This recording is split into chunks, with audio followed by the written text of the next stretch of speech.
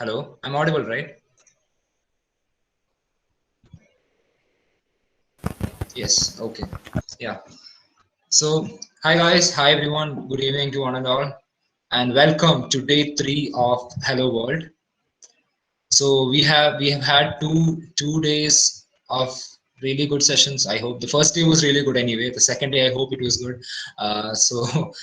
We are here with the third day now, and the third day is going to be just as exciting as the past 2 days. We'll be having a complete coverage of Git, GitHub, and possibly GitLab, which is basically like a social media site for programmers and developers, but except we don't post pictures and videos, we post our code.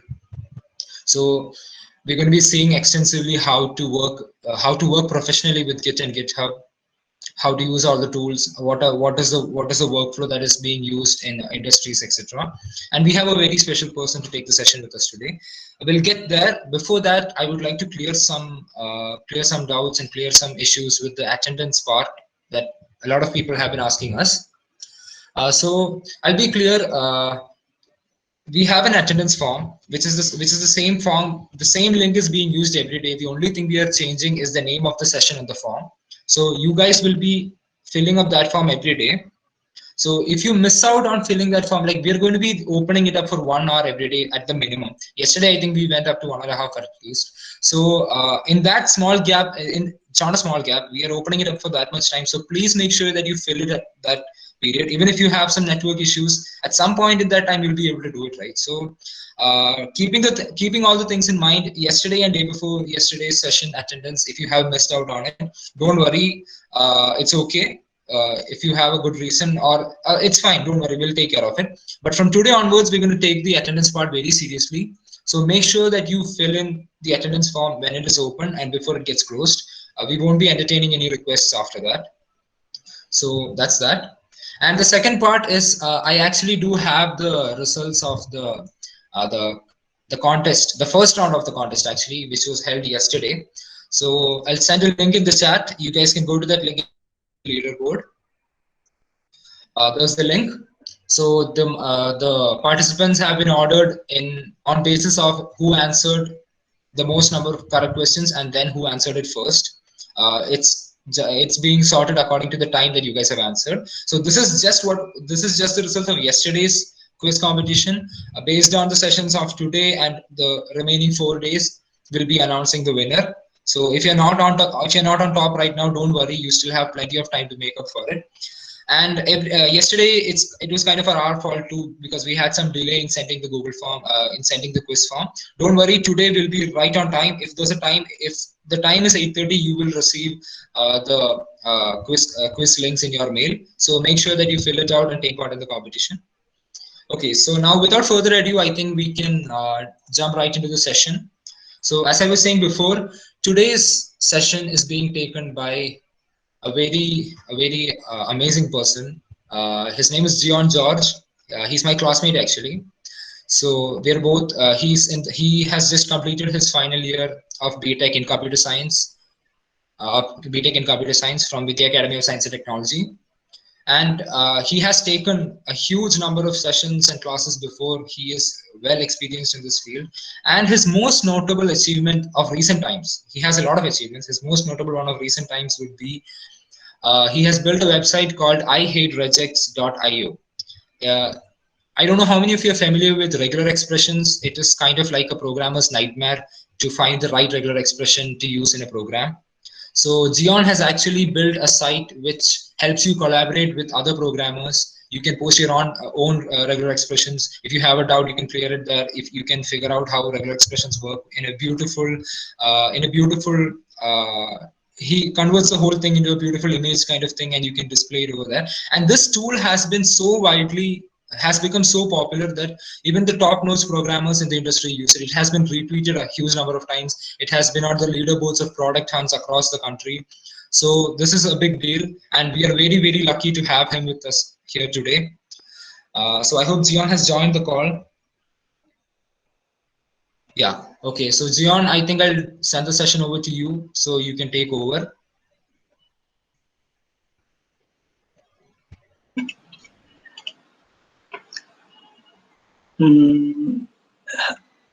Yeah, I think I'm visible. Hi, thanks, Aman, for that beautiful introduction, but that was like a bit too much for me.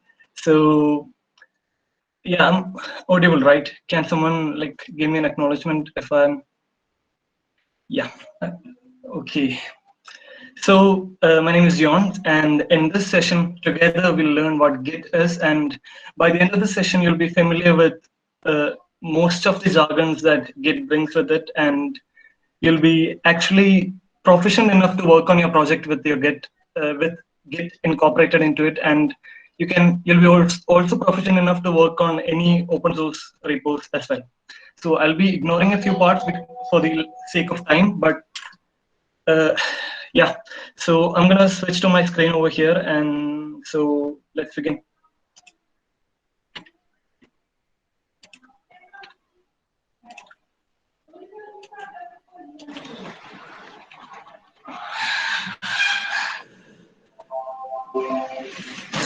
Yeah. So I'm presenting. So to begin with, I have a really boring slideshow over here, and so meanwhile, I'm doing this. If you have not already installed Git and VS Code, this is your time to do it. And for Git, you have to go to git-scm.com, and VS Code is code.visualstudio, whatever. Yeah, code.visualstudio.com. Download and install it. All the default check marks will be enough, and I'll see you after this. Okay. So, Git. So if you ever worked with Photoshop before, you're familiar with this. What is this, right? So this is actually an insider joke. Like you create something and you name it new, and you wanna do something. You wanna change some color to red maybe, and but when the occasion of saving it, you do not wanna delete your old file and overwrite it. So you're faced with a dilemma. So what we usually do is what any sensible person would do is they would actually name it a different one, right? So the other one is new final, and we this goes on and until your boss calls him and tells us that the text you did on the red one was not correct. So you go ahead and fix that. And so the under what we have underneath over here is the next version of the new final, but new final is one step behind, and this gets into a mess. So for Photoshop, this is all right because it's just a single file and everything inside it can be changed and stuff, but the file is just a file. You do not have a folder of different stuff along with it. But if it's code, this is just a simple demo. But if it's code, you have over the right side you see something that is managed by Git. On the left side, you have a something that is managed by something like this. I mean, we don't have a name for it, but some kind of messy management system. So we have a three SRC folders, one with a date in it, one just 12 in it, God knows what that is. And we have two different package.json files. One's named old and the other one is a new one. We think so. And we have two dist files and all sorts of things. So this does not work. If you're collaborating, especially, this does not work. If someone else is coming and looking into your code, they do not know which one's the latest. You might even delete something and you want to go back to that, and all those things does not work. So what we have is VCS. What is VCS? VCS stands for Version Control Systems, that helps you record changes of files by keeping track of the modifications of the code. So that's too fancy. So what it basically does is that it helps you, it stays as a guard between you and your code. So you can actually ask your VCS in order to make these changes for you, and it'll ask you, are you sure? And you'll kind of reply, yeah.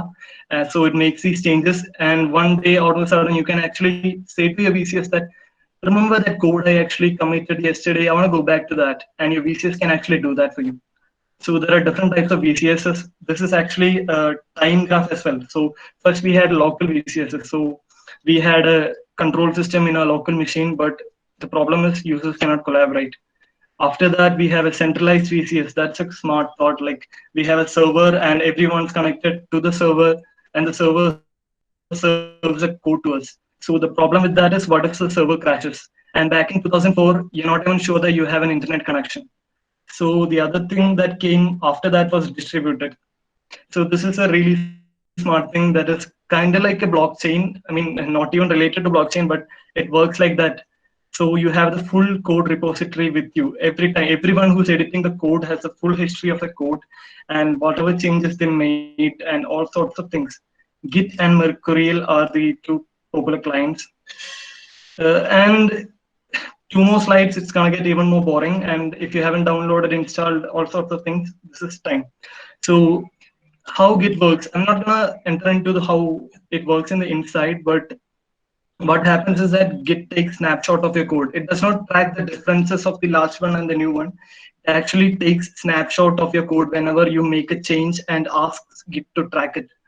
So, and Git has a super cool feature that is most features have it, but Git is a bit faster and such. Git has integrity. That is, every change you make is checksummed. Don't worry if you don't know what all these things are. Doesn't matter. And it gives you a 40 character hash, which is of a SHA-1, and it is virtually impossible to make a change without Git knowing about it. So this hash you'll see around a lot. We'll come back to it when we actually discuss that. So, and structure. So you already heard the introduction, and even if you don't know what I said, or even if you like did not even my explanation was that bad, it doesn't matter actually. You'll actually learn what Git is in the next two sessions. Okay. So for the easiness, I have actually divided this into two parts. So the basic Git and GitHub is like the most beginner-friendly tutorial. I'll not be explaining what I'm doing. Like I'll be not be explaining what the steps are. I will not be taking time to like explain what each of this do and what else you can do. We'll set up a repo and we'll upload it to GitHub. We'll push it to GitHub. That's the official term. And all of us will do it together if possible. Otherwise, you can always watch, right? So after this, we'll go deeper. We'll go back to zero and we'll actually look at all these commands that we did and what it does and what are the different options. We'll get into branching and merging and all that good stuff. And if we have time, we'll actually show you around GitHub and what all you can do with GitHub. Okay, Git is not GitHub if you don't know that right now. GitHub is actually a website where you can host Git repositories. It's just a website that has nothing to do with Git. I mean, it did support the development of Git, but other than that, it's just a website like GitLab, Bitbucket, and all sorts of others. So yeah, and I think I'll take a moment to explain how Git has came about. Okay, so back in 2004, 5, and 6, like Linux was really popular and it was open source. So the guy who created Linux, Linus Torvalds, I think.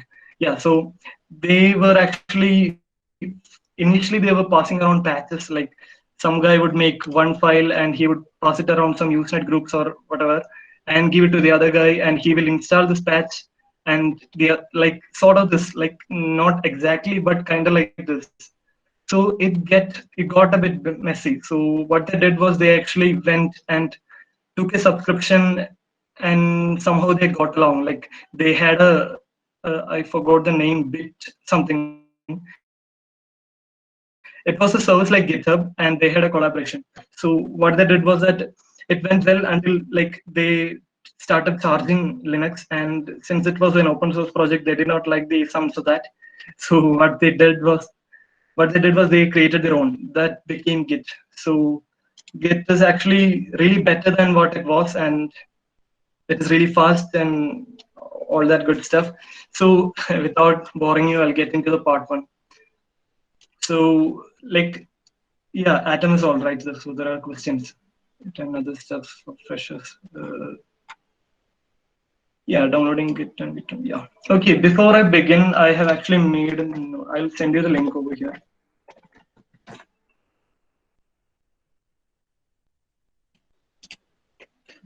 So if you don't know what Git is and such, this might look a bit overwhelming, but it's actually underwhelming. Like, oops, yeah, it does not even have some of the basic commands that we use every day. But like, this will get you started. I mean, when I'm saying something, you are not like, what was that command? You'll come back to this link and you'll look at all this. So I hope everyone actually has a GitHub account. Can I? If you have, can you go to github.com right now and log in? Why is this?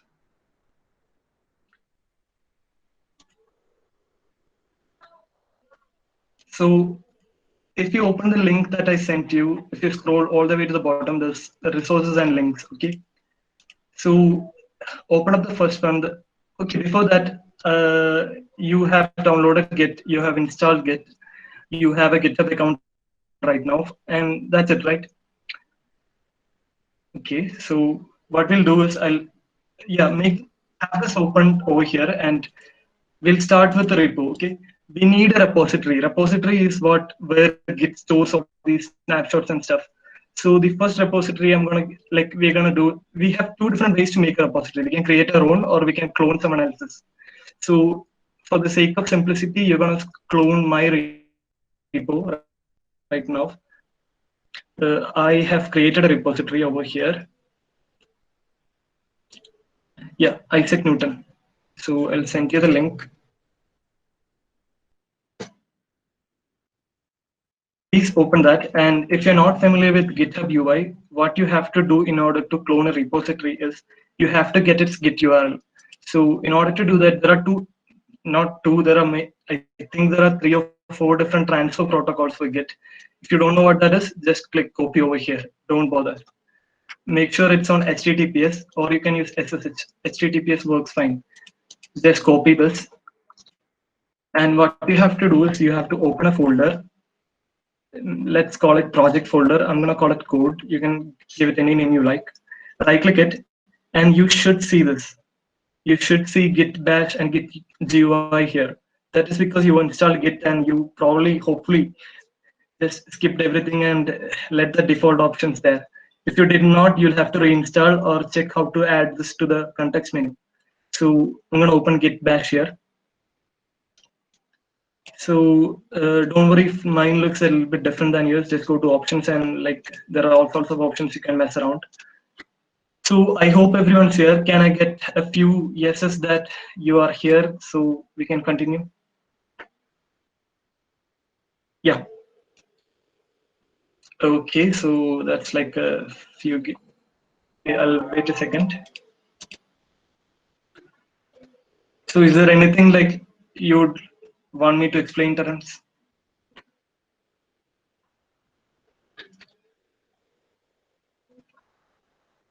Yeah, I will explain forking a repo if I get the chance at the end of this. Oops, it's over here. I'll explain fork and everything. Right now, we'll just forget it.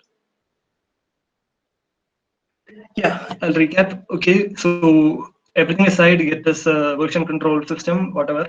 So what you have to do is open this link. It's there in the Meet chat box. If it's there, and ask some coordinators can put it there, and you'll scroll down and you'll keep this here. And the next thing you're gonna open is GitHub, and you're gonna sign in, and you're gonna open my GitHub, this simple GitHub repository. Yeah, you're here. So next thing you're gonna do is you're gonna open, click on this, download code. It used to be called download, now it's called code. Yeah. So download.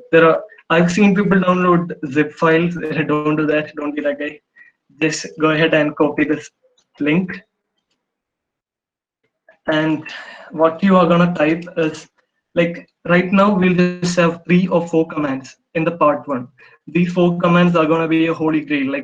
This will let you do all these stuff, but I mean, I'm not gonna explain into deep what this is and what else you can do.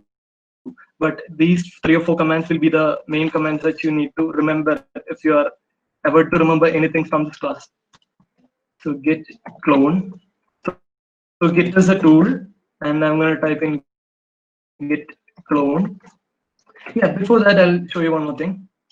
If you go ahead and open my cheat sheet, or whatever you may call it, there is a help command. Okay, if you don't know what you're doing, you know that there's a clone here, but you don't know what a clone is, you can type this in, and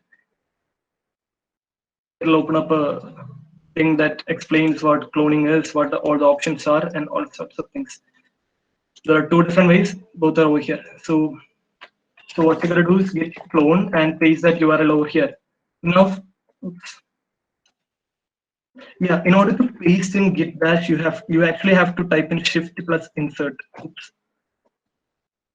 I copied that. copy this again, git clone, shift plus insert. Yeah. So I already have a repo here. For the sake of simplicity, I'm going to delete it. Yeah. So when I'm going to click enter, you can watch now the Git is creating a project folder and it's enumerating everything into that. And after download is over, you'll see exactly what is here over there. And if you're on Windows, you go to View and click on if you click on View Hidden Items, you'll be able to see a .git directory as well. Right now, we are just not going to bother about that. Just know that that is where Git keeps all its files and stuff. Part 2, we'll get a little bit into it, but still, right now, we'll just ignore that.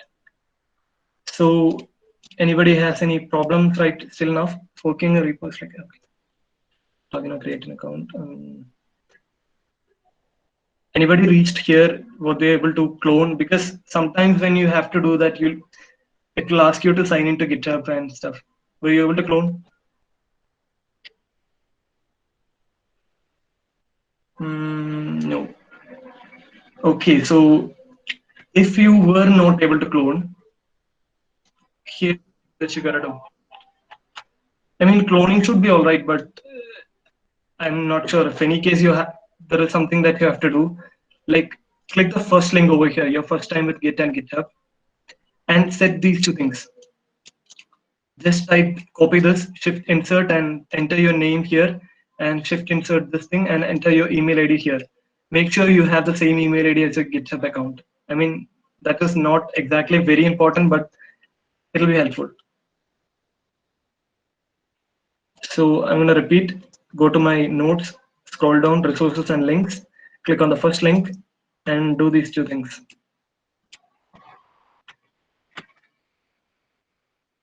Shift plus insert does not work. Right click and paste should work. Yeah. There's always right click. Okay.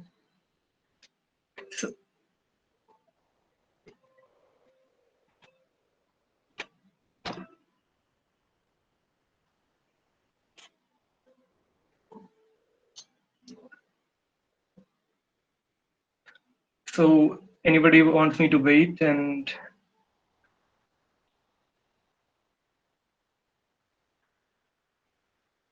okay. So I'm gonna take my time in this initial session because like I'm assuming that there are at least a few of you who is not familiar with Git. Okay, repeat from start. Okay, I'm not doing that, but I'll show you one thing. Here is my repo. The link has been put by Shaheen over here. Go to that and click on this thing, copy this thing, and type in git clone and paste that over there. In order to paste that, just right click and click paste, or you can use the shortcut over here. So this should make a directory called Isaac Newton because that's a file name, folder name, project name, and open that up and this, that's it.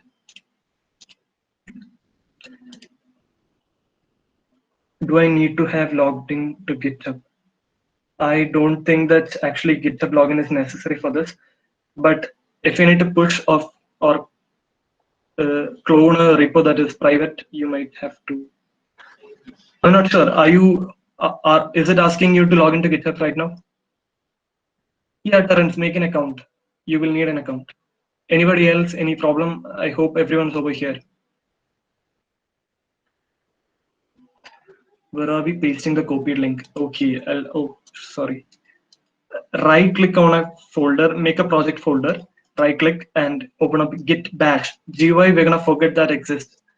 Just open Git Bash and type in git clone and paste that link. Oops, what's happening? Git clone. Yeah, that link over here.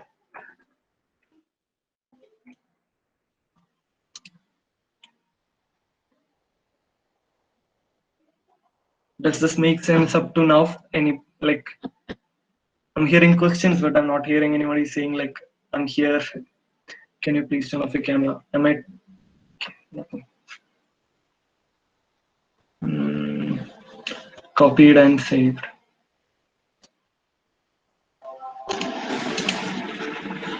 I have cloned. So if everybody would like follow Albin over here and type in here, I'll continue. And if I see a few yeses, I'll yes. Yes. Oh, I'm not wasting any more time. So you have already cloned it. So after cloning, what you have to do is open, like you'll be over here, right? You have to CD into, like, CD is short for change directory. That's the like terminal way of going into, or like console way of going into directories. Like we'll CD into Isaac Newton. Just press tab since you have a single folder, or type I and press tab. So now we are into Isaac Newton. So you can see that right now over here it says master.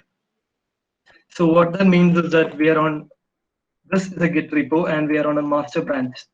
Just forget what that is. Just know that Git creates something called master. There is nothing special about it. It's just the initial name. You can rename it to whatever you like. It's just it's our branch will be called master. This is where we'll be making all these edits. So we are inside master right now.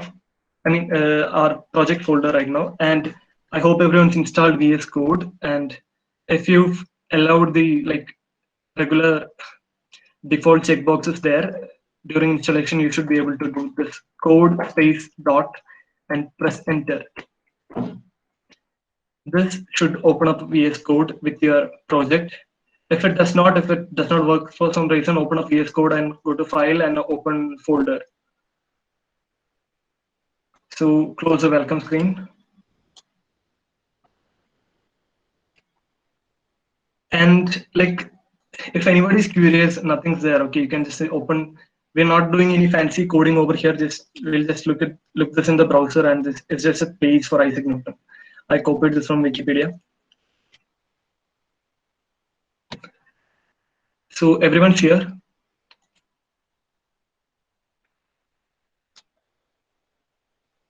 Yeah.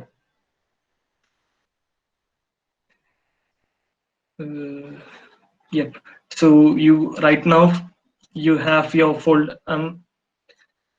Yeah. One quick tip is that if you go to view and click on terminal, or press control plus the tilde key. The tilde key is the one before your one key and above the tab key. If you press that, VS Code has a built-in terminal for it, and it's taking sweet time, but it has a terminal. You can change it to, oops, right now PowerShell is only available. I'm just going to use it.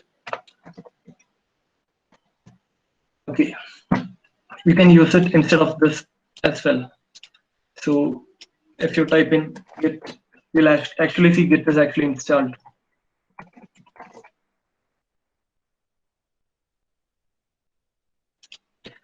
So I hope everyone's here. Now what you're gonna do is, like, we are gonna type in this command git. Okay, I'll do it here for the visibility purpose, but the same works over here as well. You can type it in the VS Code terminal or over here. We are gonna type in git status.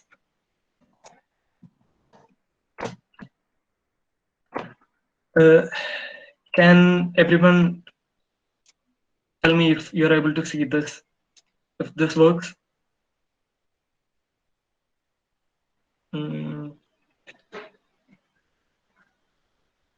I'm hoping if it works. Yeah. Can we hide that thing? Yeah. Git status. So what? Okay. So I'll explain what each of these are. Okay. And for now, we'll just not look at it very seriously, but we'll see what each of these things are. It says that you're on the branch master. Thank you, Git. We can see that over here. We're on the branch master. If you don't know what a branch is, just forget. Like, we're on the main thing over here. We just have a single thing and it's called master. And if you don't know what a branch is, we'll explain that in the part 2. So, and the next thing they're saying that is that your branch is up to date with origin and master. So the thing with origin and master is that people assume that these things are really special, but they're not. Origin is where you cloned it from. If I type in git remote. You'll see we have a single remote over here. It's called origin. And if I type in git branch, you don't have to remember all these things. I'm just going to show you these things. Okay. Oops.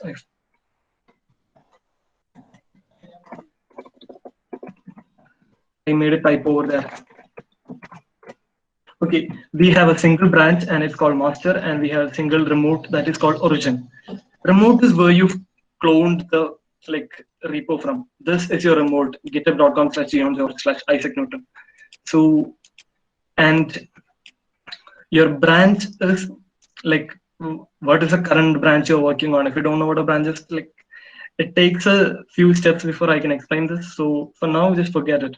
We're on the main branch.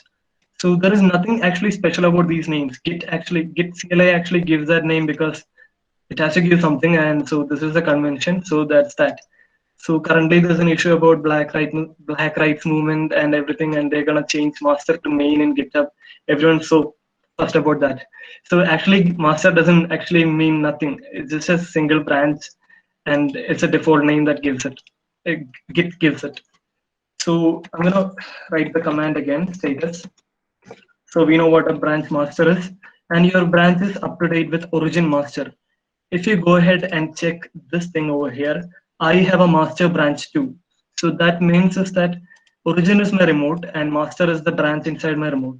So what it says is that your Git repository is up to date with everything that is inside origin and master, origin and inside that master. So we have nothing to commit as well.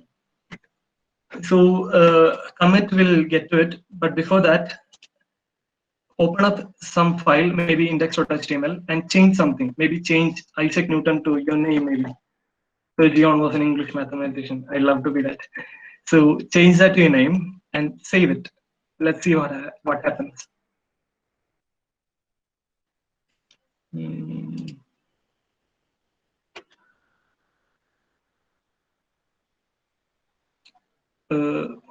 Everyone's up to right now updated. Anybody staying behind can point that out and we'll help you.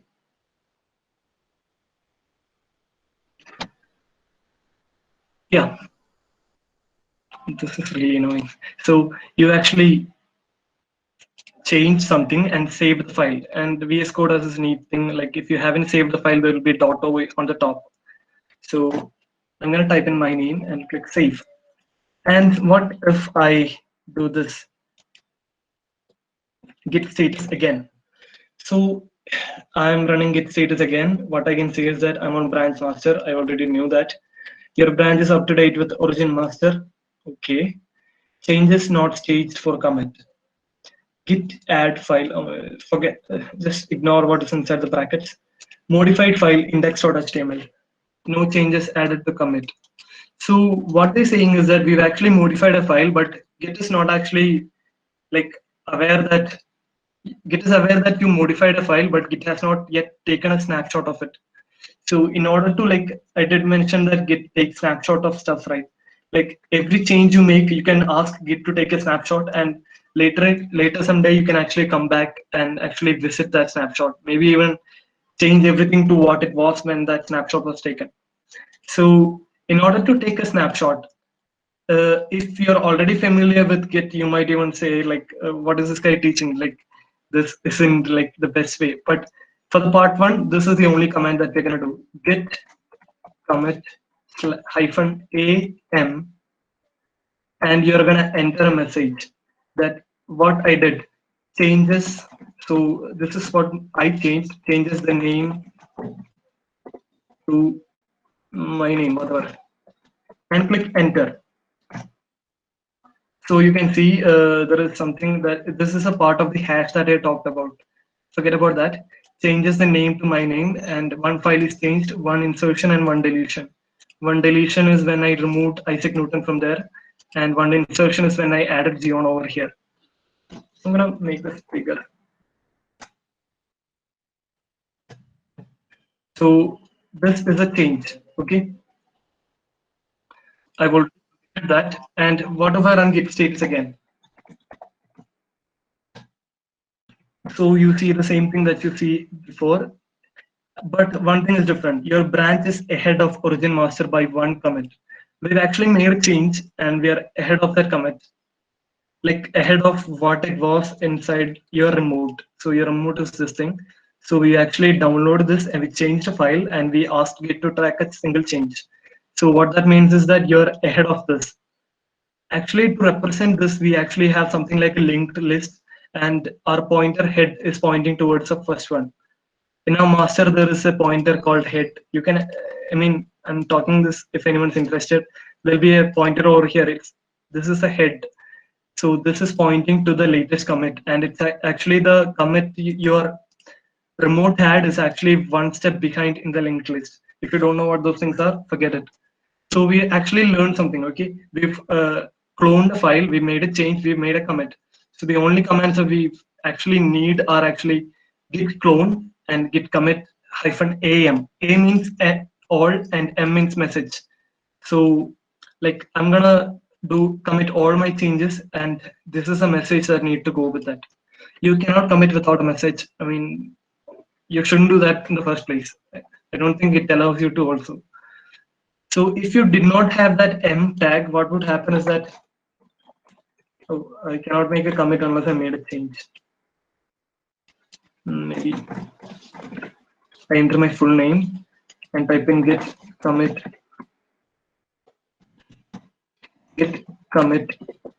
-a. That means everything, okay? Waiting for your editor to close. Git actually opened up an editor to me. You can actually set what editor you want to use. Right now it's Vim. I am not, everyone is not very like pleased with this thing, but it works. Right? The first top line is uncommented. Everything is commented out. This actually, Git actually strips this away when you actually commit this. If you want, you can actually uncomment this like for the commit message. But I'm just gonna comment this out and type in my commit message on the top. One line Git has left you blank, and that's for you to write your message over there. Adds full name, and we'll close this. It's a hassle to close. I mean, it's escape :WQ, I think. Yeah, that's escape :WQ. Yeah. So we do not want to get into those hassles. So what we do is we type in the M flag as well and add a message here.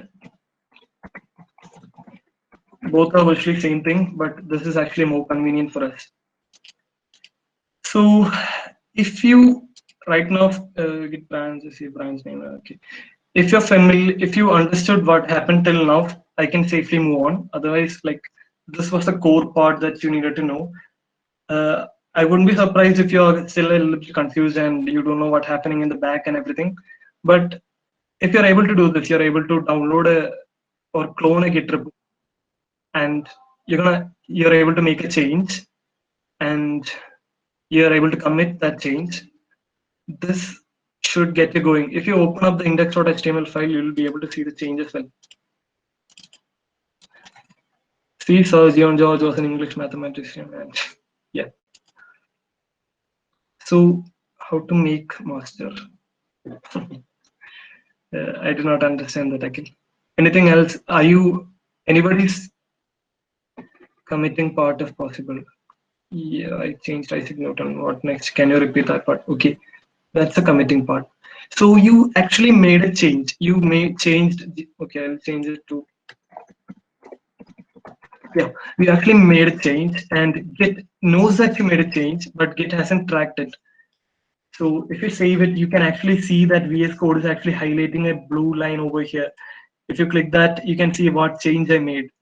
I mean, you don't have to do that, but there's that feature. So if I deleted something, there will be a red line. Yeah, there should be a red line. Okay, that's an merge. Sorry.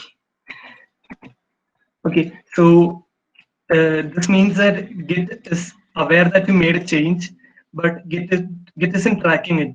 So you don't want Git to track every change you make. You want to wait till you made all the changes. You have to like maybe change this to doctor maybe. So all these changes like after you made them, you want to let Git know that you're done and this is all that is there to it for this commit. Otherwise, Git wouldn't know that which change should go into this message commit and which commit did you actually like, all sorts of things, right?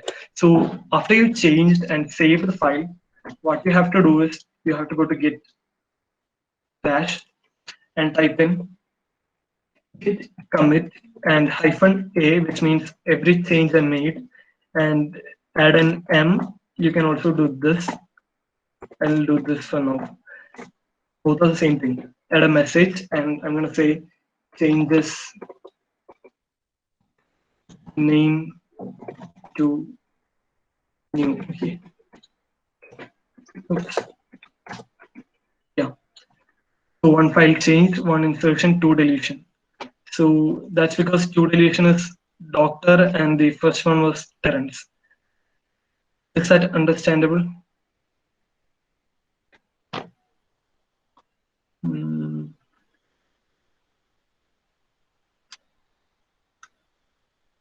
Yeah, I would like to know if you actually reached this far, because if you actually reach this far, everything else should be much easier. I tried cloning, but it's a fatal. Okay, HTTPS is not supported. Why is HTTPS not supported? Are you cloning with like? Can you try like SSH? Okay, before that, I will do one more thing. So this is actually a step we needed to take. Usually, what Git CLI does is that when you try to make a repo, it will actually use our. Okay, we'll do it right now, and we'll stop it when we face an error. So everyone's gonna make their own repo now. Okay. So what we need is we'll close everything up. So if you have questions and everything, like pause for a moment, and we'll do it again. Like everything we did right now, we'll do it again. But I did mention that we have two different ways of creating a repo. One is cloning an existing one, another one is creating your own. So right now we're gonna create our own. So everyone please close everything and come back to your project folder. I know this is a bit boring, but you have to get past through this part in order for me to explain everything. So if when it say, yeah, push, it will say it's denied because you do not have access to my repo. In order for you to push into my repo, I'll have to make you a collaborator over here. Well, that is manage access. See, I haven't invited any collaborator. Don't push it till now.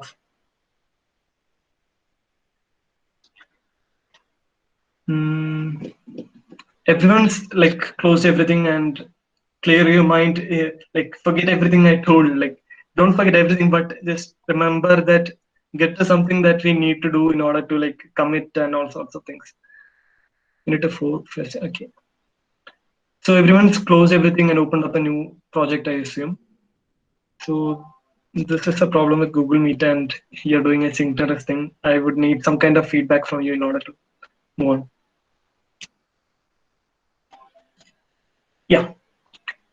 So Sam's good enough for me. And so in order to create a new project, what you're gonna do is like we'll do it the bash way. Okay. I'm gonna make a new project. We all did watch yesterday's Hemant's tutorial on portfolio app. So we'll be actually making a portfolio website for now.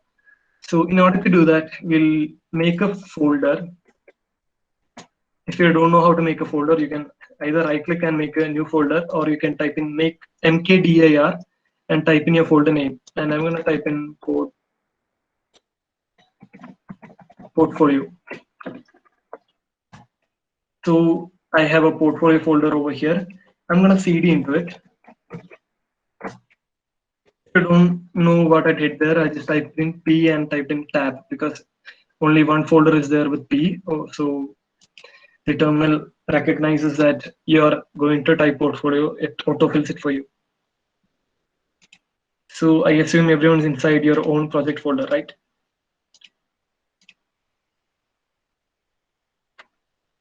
Yeah, can I get a few more yeses? Like this is gonna be an important part like the other one. Yeah. do you have any questions right now? Because this is the middle of a session where I can answer a few questions if there is.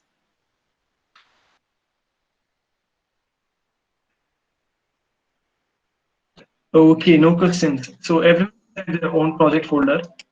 We have created a portfolio project and we're inside the portfolio project folder. Okay, so I'm gonna type in, okay, so for, yeah. So before I begin, I'm gonna initialize the repo, okay? Okay, right now we have a dilemma. We can either create your project and then create a repo, or you can initialize a repo and then create a project on it. So right now, it doesn't matter either one you choose, it's just your preference. For now, we'll create an index.html file, maybe, and then create a repo. Okay, in order to create a new file, we'll just type in index.html. That's just a command that you use to make a new file, or you can actually right click and create a new file over here as well. That's index.html. That will create a new index.html file, and I'm going to open that up in Visual Studio Code. In order to do that, just type in code space dot.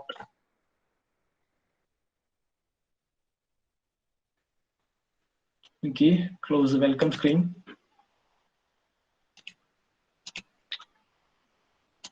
I hope everyone's inside their Visual Studio Code. And if you don't know HTML, just type in your name and stuff. Doesn't matter actually what you do. We are learning Git, not HTML or CSS, whatever. So first thing I'm gonna do is I'm gonna initialize an HTML thing. So Emmet is a plugin that is inbuilt in Visual Studio Code, so you can actually do this. Okay, I'm gonna do that one more time if you did not see. It has autofill, and HTML is an abbreviation for a template for an HTML file. I'm gonna give it the title My Portfolio.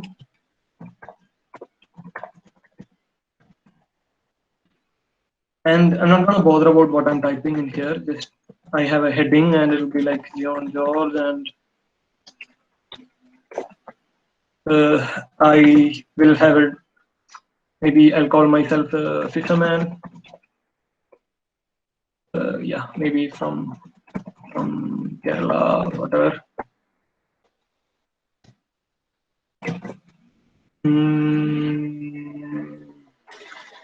Yeah, finished. Yeah, I made all these changes. You're welcome to make your own changes. If you don't know HTML, just type in the stuff directly. It doesn't matter. You can actually do this as well. It doesn't actually matter what you do. So I made some changes, and we don't have a repo here. If we did have a repository, a repo is short for repository. Repository is where Git actually tracks the files and folders. So we don't have a repository here. So in order to create a repository, we did see git clone. The next thing we are seeing is called git init. Git init. So I'm going to repeat that. In order to create a repository, the command is git init. Init as an initialize. So git initialize or init. So what Git did here is that Git created an empty repository over here. You can see the .git folder. And for those of you who's new, and in order to see hidden files, you can actually go to view and view hidden files. So we've actually created a repository, and we can see Git status if you like. Yeah. So no commits yet, untracked files, git add, whatever. Forget about that. These things. Oops. Forget about these things. We just know that this file is untracked. So in order to track it, and we'll commit it at the same time, we'll type in git commit. Remember the one single command that I told you never to remember? This one's that. Adds. Okay, we'll call it initial commit. Okay. Okay. Before we do that, yeah, there is one thing I did not explain, which I was hoping to explain in the next section. before Git actually tracks a file, you have to add the file in order to Git to track it. Like Git doesn't know which all files to track and which all files not to track. So to add all files before you commit, type in git add and dot. Dot just means this folder. So it recursively adds every file in this folder except for the .git file, of course.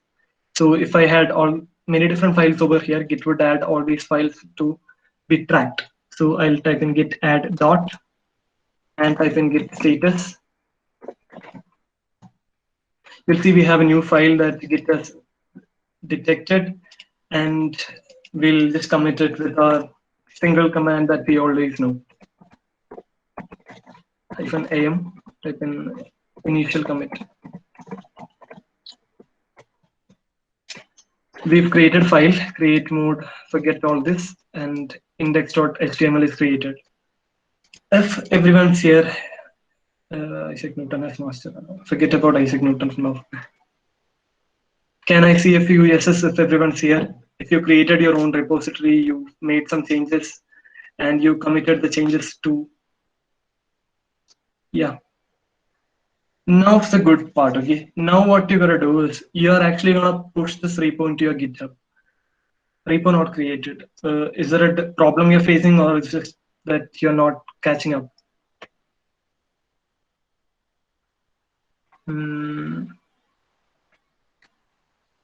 What is the use of A in the command? So type in A, like just know that this command you have to memorize. For the part one, we'll just know that there's a command like this. So git commit. A means all files. I'm just not gonna point out this and this files. I'm just gonna commit every file I've changed. And M means the message that I'm gonna pass. Make sense? M is for message and A is for all.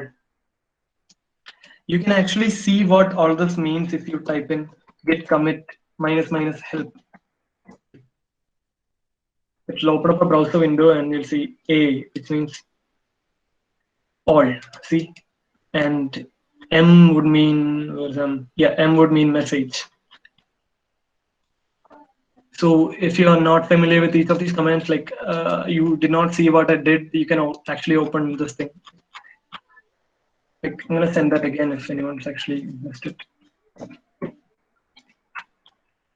Everything is over here. You help, commit, and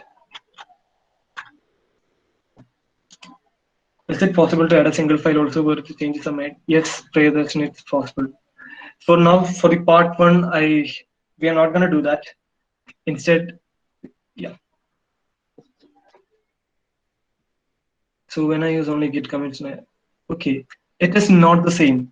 So I will explain this in the part two, because right now just know that because everyone's not gonna catch up at the same space. Like, so for now we just few commands. Okay, we have git commits -am and we have git add dot.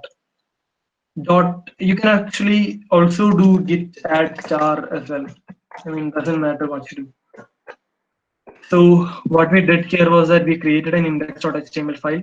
We opened up a bash and we git init, and after that we did git add dot in order to add all these files to git. And after that, what we did was that we did git commit -am and typed in our commit message. So if everyone's here, you're actually like tracking your files and changes with Git already. The fact that you haven't pushed it to the repo doesn't actually mean that you're not tracking it. So I hope everyone's here. Now it's a fun part. You're gonna go to GitHub. If you don't have an account, quickly make one. And one tip I'm gonna give you is that remember your password. Don't auto-generate the password. Just do something that so that you'll remember the password, because you might have to type it later. Autofill does not work in Git. So everyone's on the GitHub page with their accounts. What was tracking again? Tracking is like having Git to manage your changes. Nothing much more than that.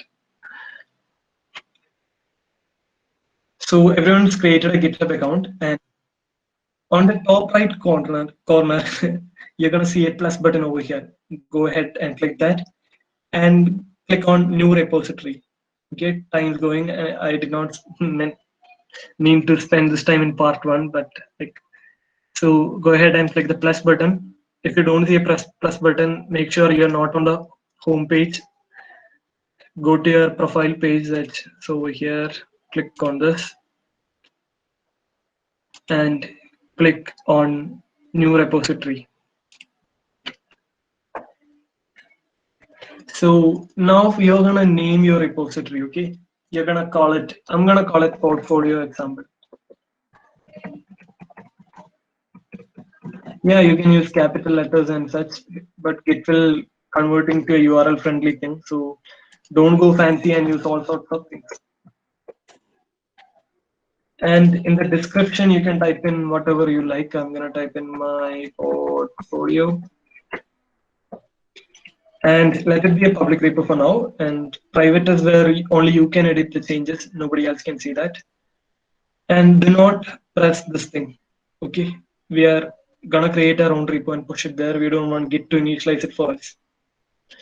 If you do this, Git will initialize your repo for you, which we do not want. And click create repository button. Give it a moment and you should be here. I will need a few yeses before I can continue. Everyone's here?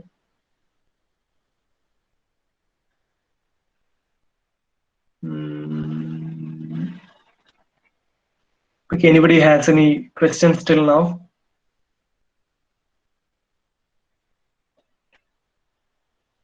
No questions. I hope everyone's here.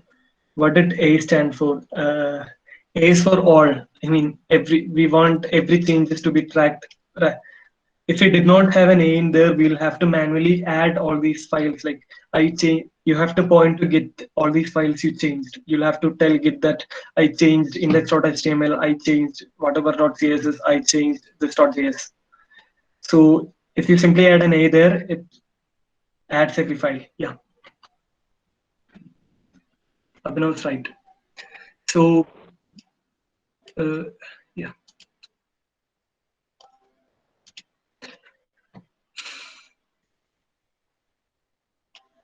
So we created a new repo, and for now we'll actually follow GitHub over here. We are not creating a new repo. We already have an existing repo, so that we're gonna push that one. So in order to do that, copy this. Explanation of all these will be in the second part actually.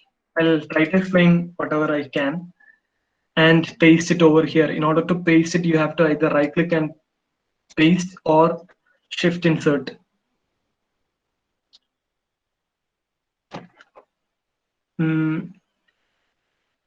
Paste it over here.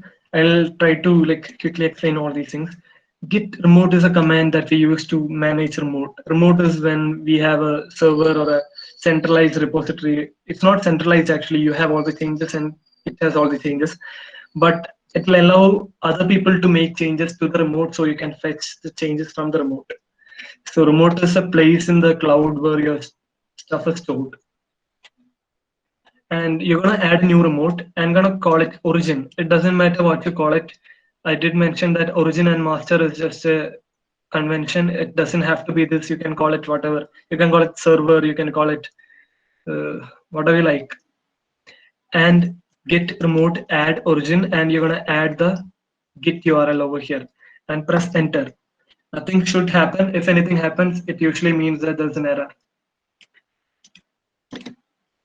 And now what you're gonna do is you're gonna copy that second command and you're gonna paste this over here.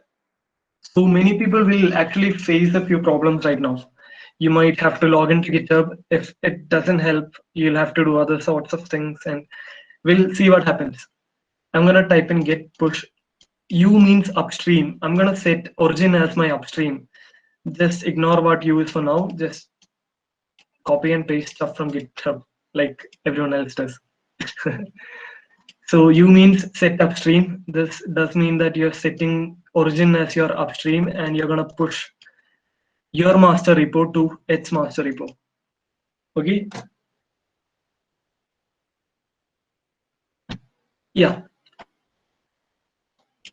So I was able to push it. Branch master is set up to track remote branch master. See, my branch master is set to track remote branch master.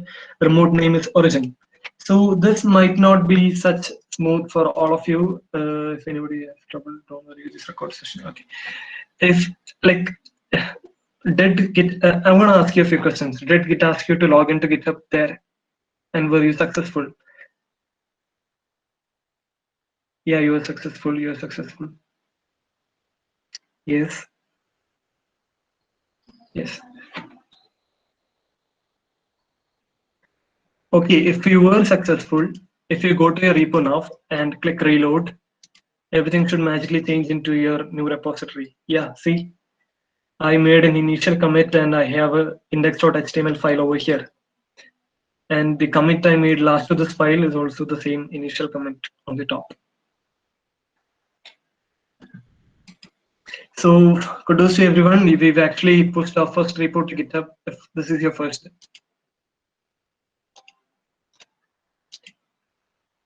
Okay, everyone's done that. Now all of a sudden I'm thinking that I'm not a fisherman anymore. I'm a like boat owner or something.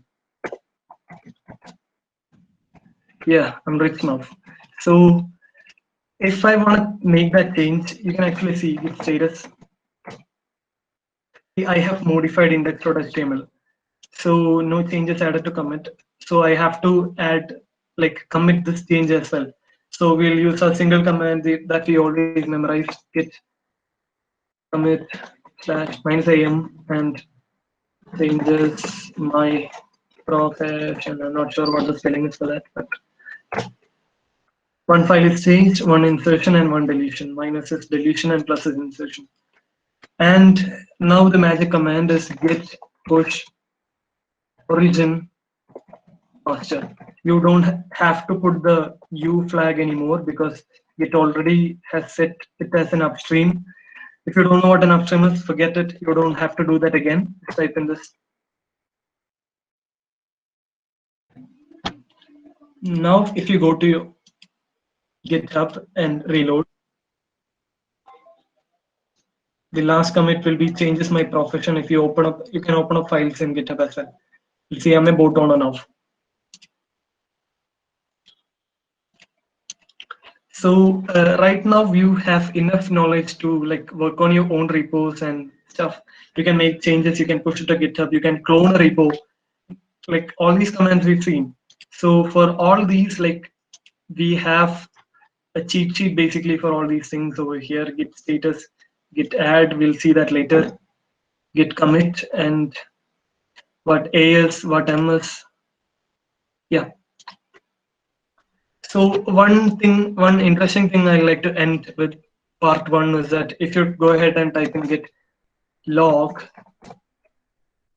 you'll see the commits that went into this. Okay, first there was the initial commit, and then there was the changes my profession commit.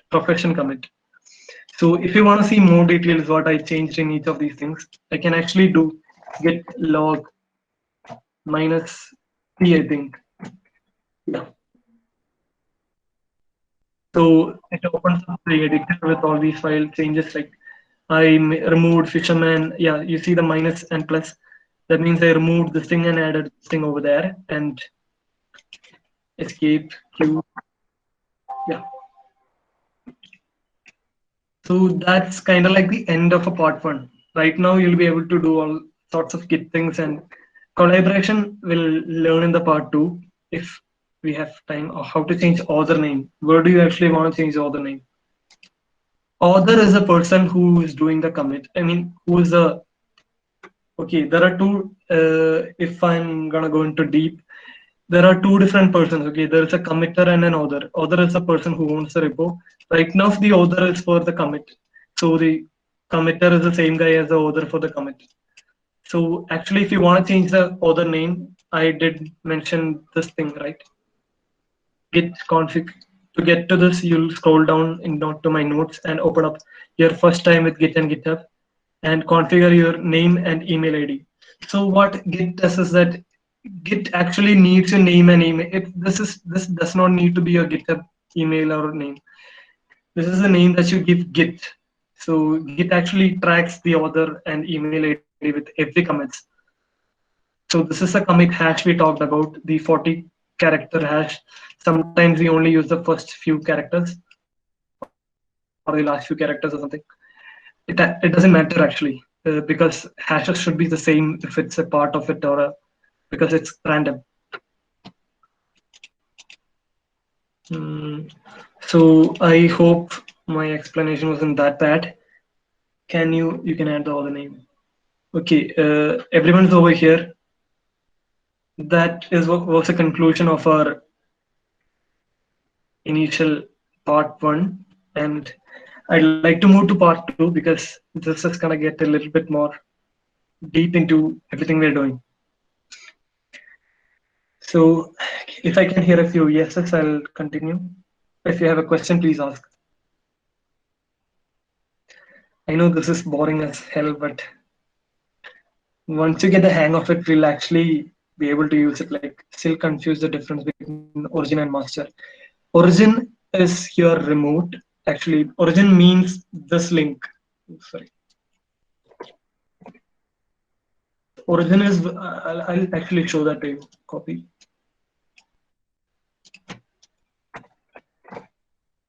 There is a Git, okay, Git redirects me. There is a Git file hosted somewhere, and it has all these things that you have in your .git folder. It has every history of your commits. It has every changes that you ever made, including the author name and the email ID and the date and the time and everything that is there. So this thing right now I have one in my local computer, and I've pushed it to my remote as well. My remote's name is Origin. I can name it whatever I want, but the convention is that you name it Origin. So Git origins for you. I mean, sorry, remotes for you. GitHub is a remote Git server website kind of thing. Are we here now? Is that? Hmm. If I can, yeah, I did say a few yeses back then. We'll continue to part two. So in order to go to part two, I'll actually do a bit theory over here.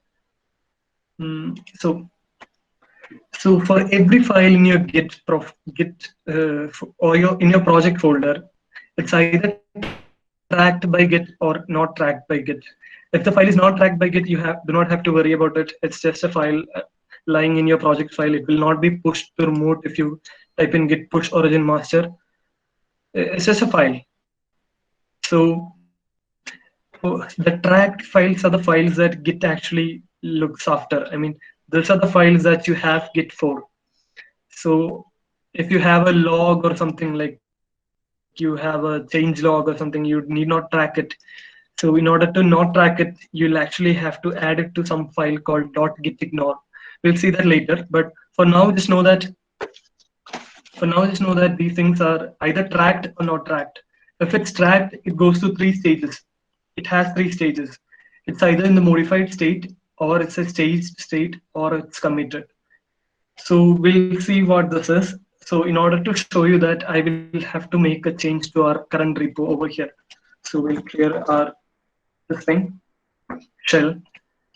So right now we do not have any untracked files. Everything we have are tracked. We just have a single file, right? We have an index.html. So to add a bit more complexity, I will add a new file. I'll just add a CSS file. Link. This is how you add a CSS file. Doesn't matter if you don't know. Just type in link and it will autofill it for you. And you'll create a new file called style.css. So we have a style.css file linked over here, and it's over here as well. So in order to test this, we'll type in body dot.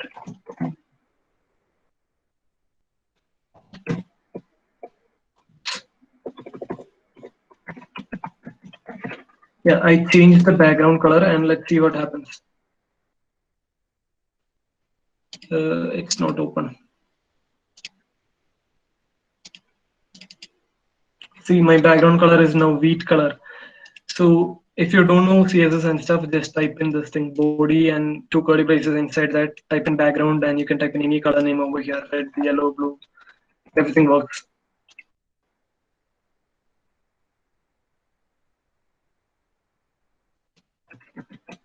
So now I have a CSS file, and inside that I have linked that CSS file inside the index.html, and I have made changes to this file. Now what happens if I type in git status? Okay, now git lets me know that I have modified the index.html file. Also, I have an untracked file. If you remember what an untracked file is, it's a file that you don't have get to do anything with. So I need to add it to the tracked files. So we did see that beforehand we did this thing, git commit -am and something. Uh, Before that we did this git add dot in order to add everything. So I'm gonna explain it what happens right now. So if anyone is doing anything on the code, you can just stop at pause and look at this over here. Right now I have an untracked file. In order to get to track it, I will have to add it to the git. I would have to ask git to add it to it. Okay. So in order to do that, I will add git add style.css and type in enter.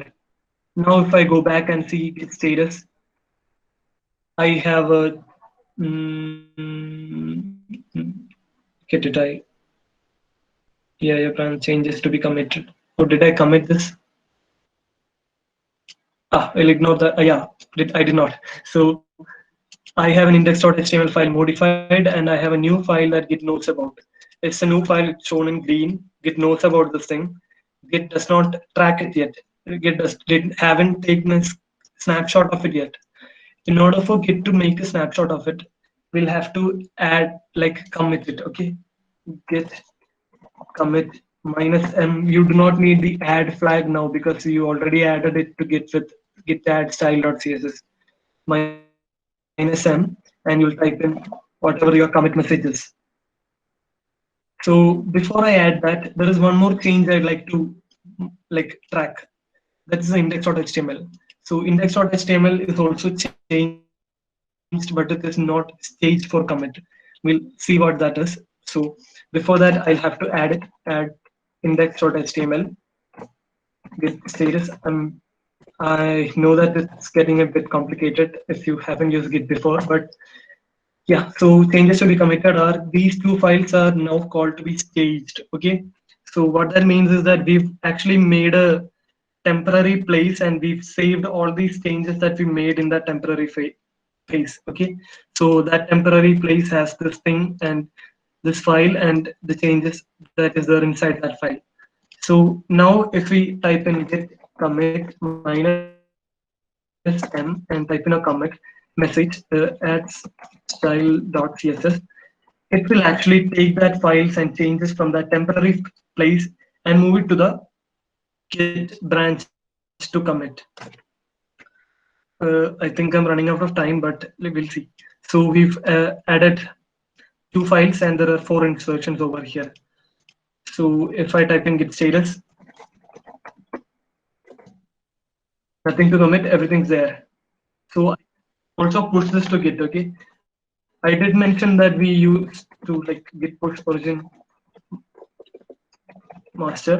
So if you have a single repo and there is a single branch in there, you can easily type in git push. Okay, what it does is that it looks for all the branches that your remote has and all the branches that you locally have.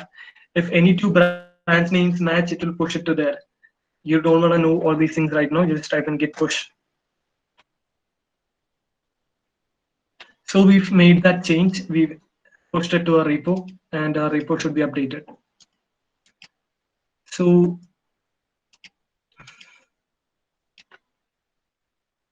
yeah, our repos are updated. We have a style.css over here. And fun little fact about GitHub is that if you click on the commit message, you'll see what those changes were. See, there is a new file added and all changes that we made there and the new change that we added over here. So that is that. And So we've learned how to push our repo, we learned how to add it to the staging. And I'm pretty sure that all of you are confused about the ad stuff and everything. So I have a thing over here in order to explain. So we did mention that all the track files go through these three changes, right? It's either modified, it's either, if not, it's staged, or otherwise it's committed. So initially, our index.html was committed. We already had a change and it was committed to Git. Then we made this change. We added this line over here. This is a file that I'm using for the example. We added this line over here. What that means is that I've modified that file. It moves to the modified area. Now, if I go ahead and type in git add index.html, as you can see here, it will move from the modified area to the staging area. The staging state is when the file is staged for the next commit. You add multiple different files and you keep it in the staging area so that when you type in git commit, all the files in this area will go to the committed place. Does that make sense? If there is any doubt in this part, I'll take time to explain that because it's W change may be made to copy. Original is reform synchron. Anybody has a question? Everybody, like, I'm sure it's boring right now, but I hope you're able to, like, so if you make a mistake, it won't affect the original source. Yeah, okay. I'm assuming everybody's there. I mean, everyone's there mentally, like you understood what this means. So this will be a little bit here. Oops, well, there is. This will be a little bit more clear if I'm doing a GUI. Okay, I'll show that to you in a moment. So know this, I'll repeat this. Our index.html was in the committed state, or it's either in the committed state or in the untracked state. Git doesn't even know about that file, that it exists. So I'm using Figma that Hemant taught yesterday because it doesn't matter what you're using. I'm just explaining it here. So it's either untracked or committed. So if it's untracked, Git doesn't know about its existence. So it's outside of the Git's. So I made a change. So it's in the modified state. I type in git add. So it moves to the staging state. And I type in git commit and it moves to the committed state. Does that make sense to you? I would like to know, will the original owner get to know the change? Yeah, every change you made will be actually tracked by Git. That's the whole reason why Git has the username and email with every commits. So, like, I would like to know if you guys, like, I know it's confusing, but the initial session is all that you required in order to get started, and everything else will come natural to you when you start using it. But if this made sense to you, git commit commits the changes to the repo and pushes upload to change the cloud. No, it does not. It does not push unless you ask git to push. So you have to type in git push in order to push it to the remote. That is, right now it's a GitHub. You can actually own your own remote and you can start your GitHub server in Git server in some server, and you can make that a remote as well. So did this thing make sense to you? I need to see a few yeses before I continue because this thing I'm sure it was pretty confusing. So if it did make sense to you, the next part would seem cake to you because you ought. So before I begin, I'm going to open up something. Okay, this is a GitHub desktop. This is an application that is a GitHub GUI client. So what it does is that you don't need to have this. I'm just going to show you in order to make a point. What it does is that whatever you did with the CLI, it does it with buttons and stuff. So you can click buttons, other than typing in git commit and all these things. So there'll be a text box in order for you. So this should make you easier in order to use Git. So to add your project to this, you open up your project and drag and drop it into Git and click add project. It will add the project, and so this is where we are right now. So right now I have 0 change files. Remember the git status output, that is this thing. So if I change something, I'm not a boat owner anymore. I have a ship.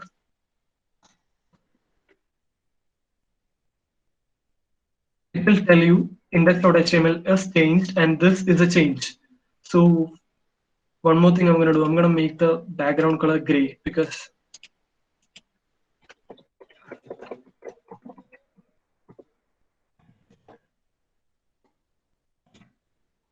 so it's a light gray background color right now.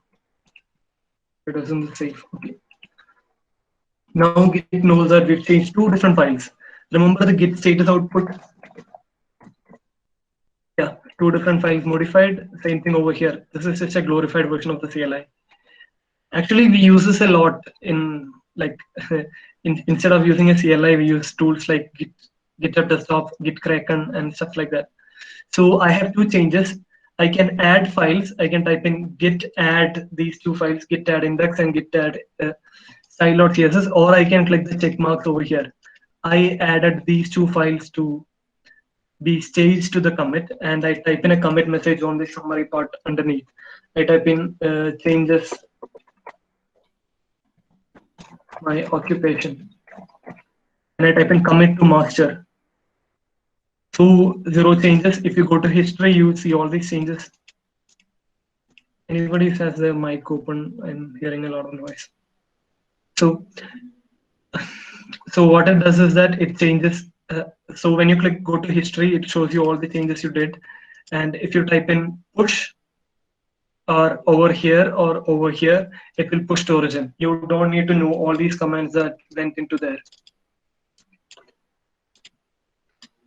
It's pushing, it's fetching, and all sorts of things. So if you are working on a repo and you want to pull all these changes from the, like you want to see what the changes are, you can either go to fetch origin, or you can type in git fetch, or type in git pull. Git pull is better for beginners because you do not have to commit if in case there is any changes that conflicts with yours. It will try to pull in, but it's already up to date. So till now, everyone's up to date, and do you have any questions? So we saw that. I'm gonna recap this because I'm pretty proud of the thing I made. Thank you, Hemant, for the Sigma class. So we have a committed state over here. I changed it. Oops. Hemant, your class was not enough. I changed it. I moved it to modified. Then I typed in git add, or I clicked the checkbox inside here. So what it does is that it moves to modified to staged for commit, and after commit, after staging and typing in git commit, it goes to the committed state. So each commit is tracked, and if you push it to your repo, it will be there in your repo as well. Does this make sense to you? I'm pretty sure it took way longer than I intended it to, but anybody's actually doing this and you've reached till now?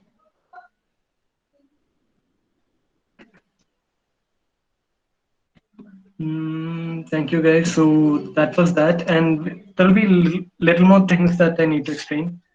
Don't have the GUI, but somewhere. Yeah, you don't have the GUI. You know what? VS Code has the GUI built in. I'll show you. So I'm not a ship owner anymore. I have a, what do I have now? Battleship, maybe. Yeah, I have a battleship owner, and I'm from Kerala. So if you go ahead and click this thing, this icon in the left side of your VS Code,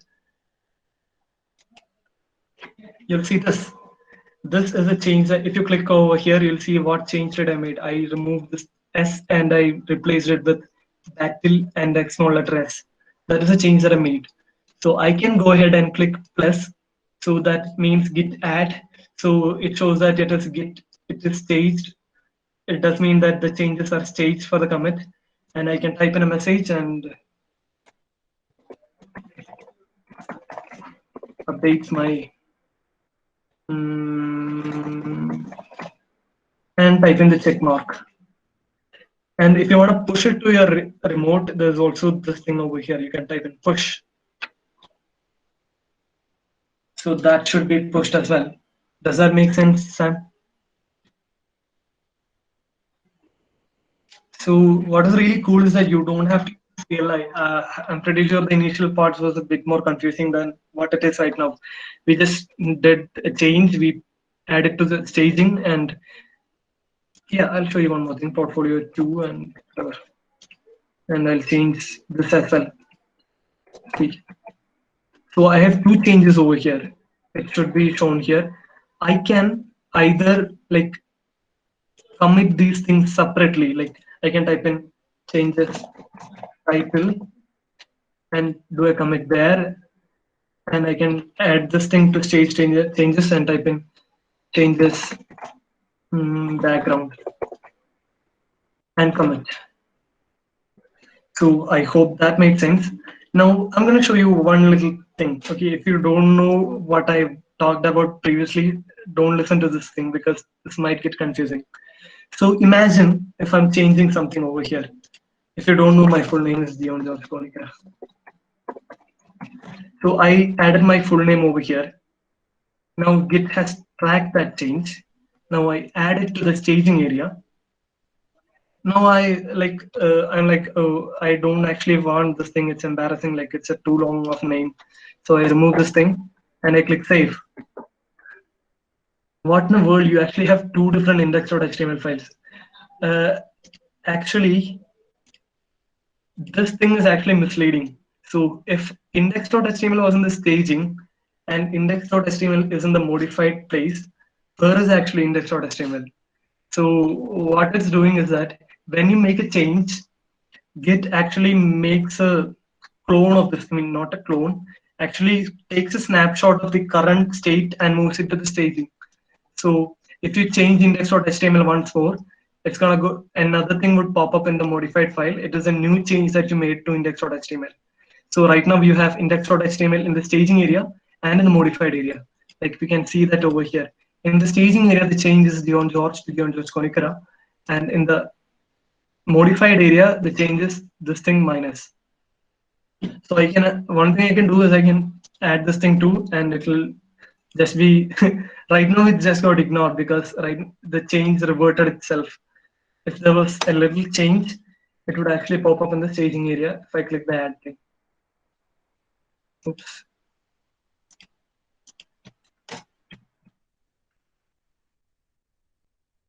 It is not popping up there. Yeah, change.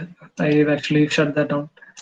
So what if you are like you don't want this change to happen? You can actually press minus and it's in the staging area. You can press this icon over here. That means start change. There's a git command for it, but we're not gonna look at it for now because we are out of time actually. So I have one more thing to. I would like to ask the coordinators: should I continue or should I stop here? It was told that I have till 8 o'clock, but Sure, Jian, you can continue, no problem. okay. Thank you, Henry. So I would like to know actually how many people are okay. Can we have multiple snapshot in the staging or modification? Yeah, you can. But the staging area is one and modified area is one. You can have multiple snapshot of this, right? I made a change. I save it. I add that change to the staging area. I made a different change and I save it. And that's not popping up. Why is that? Didn't I make a change? Yeah, that change pops up here. So if I click add, what happens is that it gets replaced by one single change. It kind of merged and shows the 3 spaces I put in instead of 1. So that is how you can add multiple snapshots there. So the main use of this is that you can do, actually you won't actually need this. So what if I'm making a lot of change? I have a few different files and I'm making changes like finish a Google course today. And I made a style change and typed in font families, Courier, no, whatever. So I made 2 different changes here. You can actually see the change here. See, the background is changed and the font is changed. I mean, I added this today over here and the font family is changed. So I have 2 different changes. So the best what you have to do, actually the convention is that you actually commit all these small changes that you make. These things together doesn't make a single commit message. I cannot, it doesn't look good that if I say something like change the ship to whatever and also change the styles, I will have to make two different commits. That is a, you know, convention. So I would add git styles and type in my commit message, add changes font family, and I would add this thing again and type in my commit message here. Updated update speed. Yeah. So one thing I'd like to mention right now is that what commit messages you make. There are a lot of different conventions. You can actually go ahead and look for yourself. There's called what was it called? Convention commit. Man.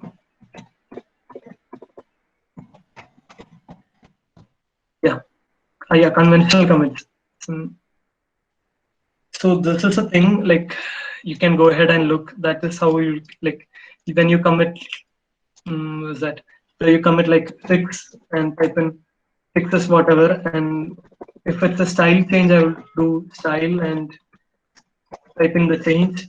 But a rule of thumb is initialize with a verb and make sure that it's a capital letter to start. So whatever you do, like don't do past tense. Don't say something like added stuff. Instead say adds stuff. And you don't want to point out what file you changed because it already knows that that is set with the commit message. So you would type in something like updates update paragraph. If you update a paragraph over here, update the paragraph over here. So that is a good commit message if you are interested. Otherwise, you can do whatever you like. It doesn't actually matter. So one thing I'd like is this merge conflict. Can we have multiple snapshots? Merge conflict is actually, I thought I would do this today, but I'm pretty sure this is getting a lot more boring than I've actually intended. One thing I'll do is we'll look at merging, okay? So if any, actually like to know, would you like me to stop here or do you actually want to see merge and merge conflict and all these things? If I get a few more yeses, I'll do, otherwise, because it's gonna get a little bit more, yeah. Sure, Sam, let's learn. So what is a merge conflict? I mean, what is a merging? We haven't discussed branches yet. You'll have to know that as well. So go ahead and open up my Isaac Newton folder and open up Git bash there. I would like you to follow along with me because this is gonna get interesting.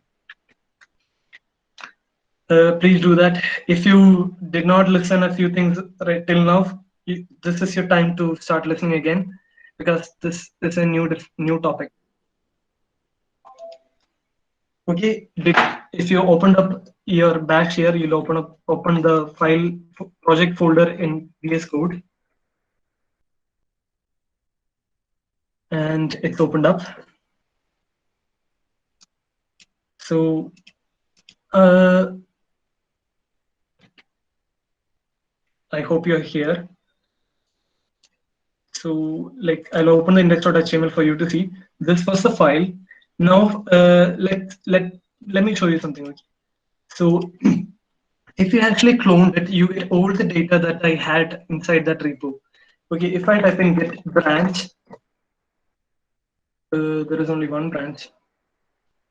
Okay, git pull.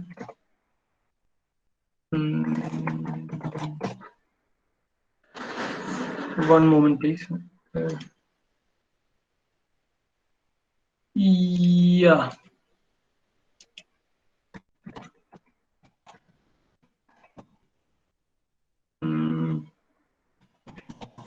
Because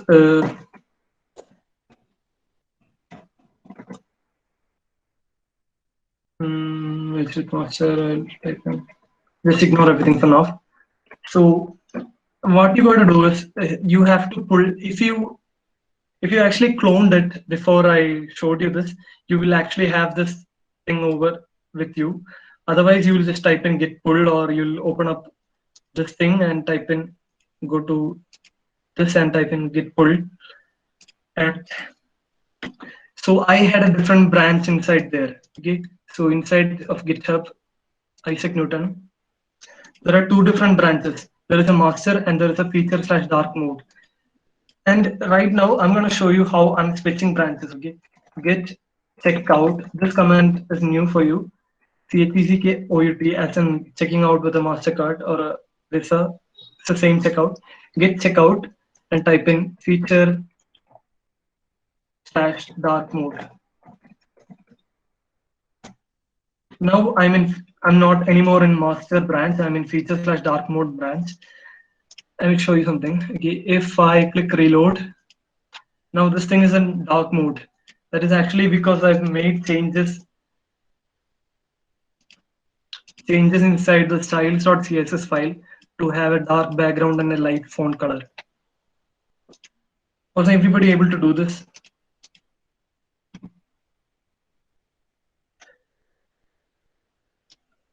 Yeah. So if you go ahead and type in again git checkout master and I reload that, instantly everything changed to the old. Oops. Didn't that work? We switch to branch master. Oh, I think it's caching. Control Shift R. Why is that?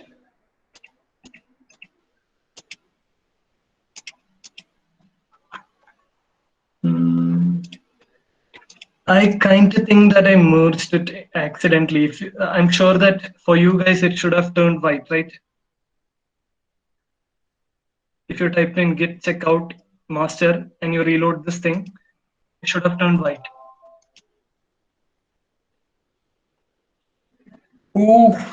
Oops, I'm sorry, I made a mistake. When you entered this command, what it did was,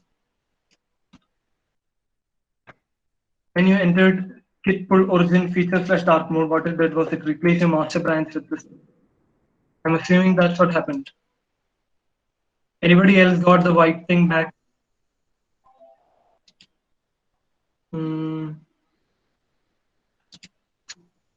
Like, I will show you what happened. In order to do that, I'll open up GitHub desktop.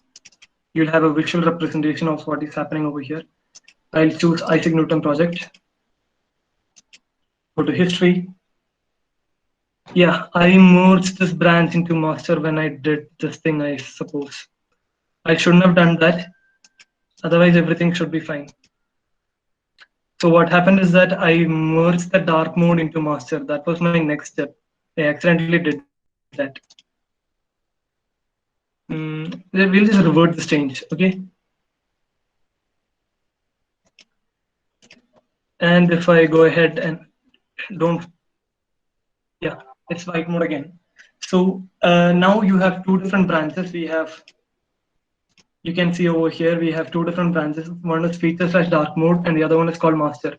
So if I'm pretty sure that dark mode is the one for me, I will go ahead and type in git checkout master.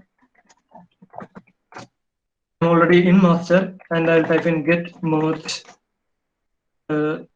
feature space dark mode. Already up to date. I think I reverted that change. So that is what you were supposed to do. I made a little bit of a mess here, but we'll actually get to that. How do I revert in the CLI? Actually, in order to do that, you type in, you go ahead and open my changes because this thing, what is that? In order to revert this, this is gonna get more complicated than I wanted it to. You can either view git log and move to a commit that you like. This is a commit that I want to move to. I can check out that commit. But I would assume that it's going to get more complicated than so we'll just ignore it for now. Whatever mistake we made, we're just going to make that the norm now. So we have a master branch and we're going to make a new branch. Okay. In order to do that, please forget all the mistakes we made and we're going to make a new branch. Git checkout. In order to make a new branch from the master, we're going to type in -b. That means if a branch doesn't exist from this name, it will create it. feature slash green mode or green. Yeah. You do not have to type in feature slash, but that is a convention that I like to follow. It's called Git Flow. It's a cool thing. If you'd like to know, it's called Git Flow. Yeah. So git checkout minus b feature slash green. So what happened now is that we've made all these changes and we've moved to a different branch. That means whatever we made in the changed in the master is safe right there in the master branch. So whatever changes I make, remember the example that I told you about this thing? You do not have to make different files. You can actually make different branches for all these changes. And once you're satisfied with the change, you can commit those change to the, merge that change to the master branch. So that is what we're doing right now. So we have a feature slash green mode over here. I'm gonna make this green. If I reload this, it should be green. Yeah, okay, that is what happened to be green. So, and we'll commit this, change this thing to green, committed it. And if I go ahead and git checkout, if I go ahead and check out to master, you can see that the green color is gone. It's back to wheat again. If I reload this, you'll see. Now I want to make sure that I'm satisfied with my green change and I want to make sure that I want to merge it to master. So in order to do that, git merge feature slash green. So you merge that change to master. It should be green over here. Now you can type in git push origin master. You do not have to come push all these feature branches and stuff. We'll just push master branch to git. Origin does not appear to be git. Sorry, I made a typo. I know it's a bit complex, but anybody got a sense? When you merge, do you merge two branches to one? Yes, I merge two branches to one. What Git does is that there is a representation again. Oops, I'm clicking all the wrong links. Yeah, so this is what we did. We had a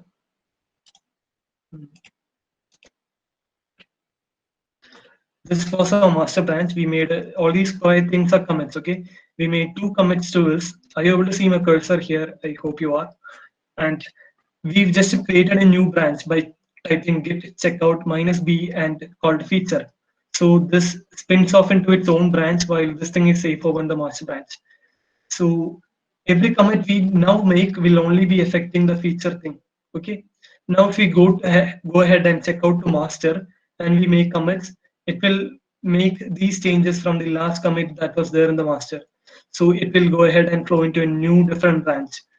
So when you go ahead and merge it, right now the image is shown as if the master is being merged to feature, but I would like to think it as differently, like feature is being merged to master.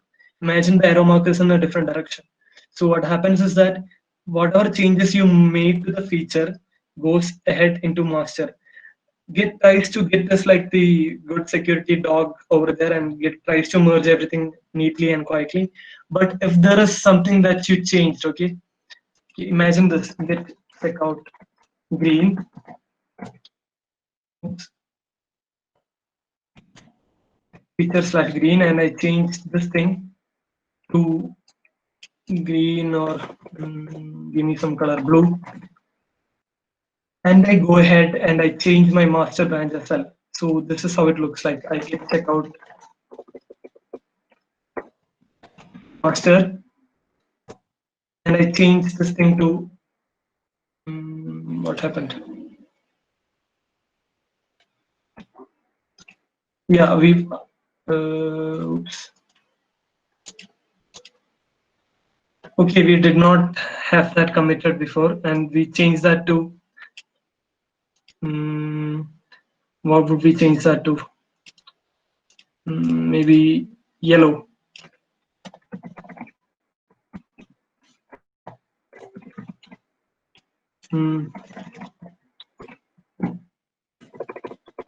git add style.css,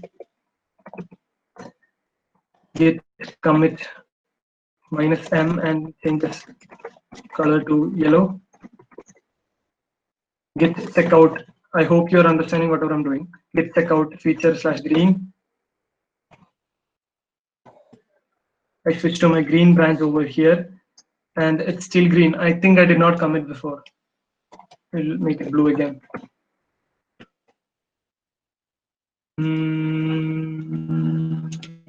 Yeah, it's taking its sweet time, and my system is too fast. So I'll type in blue for now. So what will happen if I merge feature/green to master? I'll show you. Check out master. Sometimes it will work beautifully, otherwise it will not. I'm pretty much sure that this is where the point of time where we see merge conflict. Okay, if I type in git merge feature/green, automatic merge failed, fix conflict, and then commit the result. Okay, what Git does is that Git tries to merge everything together. So, but since we edited the same line over here and over there, it does not know which one to keep. So what it does is that it says to you that the merge has failed and you can decide. I'm not that smart enough to decide, Git says, and it gives you the option to choose which one you need. There are now VS Code has all these buttons and stuff. Maybe your editor does not. So what you do is you just copy the change you want. Okay, what it means is that over the top you see what the changes in master, and in the bottom you see what the change is from the incoming merge. So you choose one of these things and paste this thing over here and commit it, because Git does not automatically commit your merge when there is a merge conflict. Does that make sense to you? Because this is what merge conflict is, and this is how you resolve it. There are different tools to like resolve merge conflicts, but this is how we actually do it. Now, up till now, everyone's actually like have got any idea, like some idea what GitHub is and how you actually use Git. And if someone comes to you and says to you like, I made a repo and I made a commit, you'll understand all these terms. Yeah. So I think I'm out of time, but I'll thing over here. So this is your GitHub, okay? So I'll show you an example repo. So this is the thing that Hemant talked about. It's not as much as a big deal as he talked about, but it's got a few following. So if these are the files that are there in the repo, and if there is a readme.md file, MD isn't for Markdown. You can check what Markdown is. It's just a fancy way of typing HTML. So if there is a Markdown file, you view it as a raw. If there is a readme.markdown file, GitHub will show it in the home page of your repo. So currently, our repos does not have those files. That is why it is empty over here. You can add a readme with GitHub, or you can add a file over here and commit it, and it will show up here. So this is the Markdown file I've added. So that is what is showing here. And over to here, there's a sponsor button that's, you'll just forget it. Watch is for like follow, like you want to see all the changes there is to this repo. Star is like, you should definitely start this repo, by the way. Star is like, you're saying that you kind of like this thing and you like to follow it. If you star it, you'll automatically watch it. And fork is like, if you click fork, you will have a copy of the repo in your GitHub account. You can either do it by going ahead and cloning and creating your own repo, or you can click a fork and you should have it. And one thing over here, issues is something that you can, if GitHub is mainly for, like GitHub evolved with open source. So issues is something like many people are trying to do something on your repo, and you can raise issues and tell me what's wrong with this thing and what is a possible fix. This is an issue. And sometimes a pull request or a merge request. On GitLab, it's called merge request. On GitHub, it's called pull request. What this means is that you're making a new branch, or you forked our repo and you made a few changes and you want to merge it with mine. So you send me a request. This is how you merge it. Otherwise, if you try to push it, you will not be able to push unless you are a collaborator in my repo. So there's a feature slash SaaS refactor branch here, and these are all the changes that I made.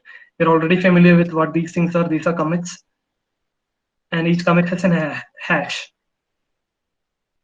So these are the changes that I made, and if I go ahead and click, and yeah, if I go, there are tests here. It will not checks here. It will not be there if you have a normal repo. You can actually create checks.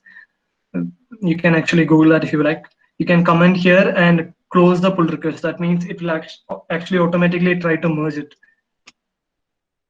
So sorry, you have to click merge pull request in order to merge it. So GitHub will try to merge it, or you can merge it in your local file if you click the command line instructions. It actually tells you what all to do. Just copy and paste this, and you should be good to go. And if there is a merge conflict, you know what to do. So does this make sense to you? I've like poured in a lot of information which I did not intend to, but I hope there was something that you'll like and come back and watch if you have any problems somewhere. So that should be pretty much it for me. Thank you everyone for watching and staying this long for this really boring tutorial, to be honest. Hello, Dion. Hello. Hey. Yeah. Okay. So it was not boring at all. It was a very informative session. So thank you. There was actually one small thing. If you could just show them that too. Okay. We are actually holding like this like small contest every day. So we're actually giving them a quiz of like 5 questions or something, so they can answer, and the person with the most points at the end of all the sessions will get a prize. So this is our contest. So today we are trying something different. We have a questionnaire ready, but along with that, we have actually created a repository in DSC Vast in GitHub. So all they have to do is just fork it, make any small change, and give us a pull request. Okay, I'll send you the link right now. It's dscvast.com/hello world contest. So if you could just put the first pull request yourself and just show them, that would be great. Sure. Please send the link.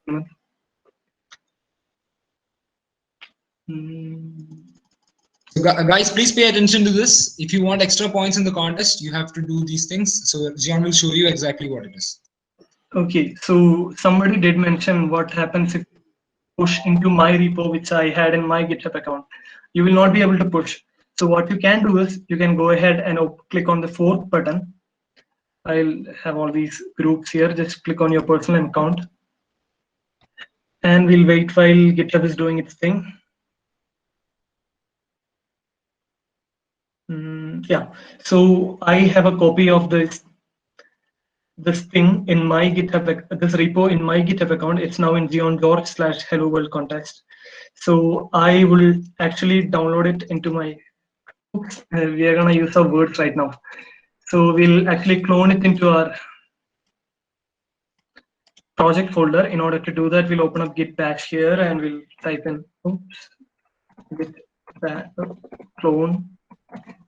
I'm a little wary after talking all this. Git clone, and you'll type in shift insert. And one little tip is that if I don't like this name, I can type in BSC space and type in your own name for your project. So it will clone into that folder. Just a little tip for you.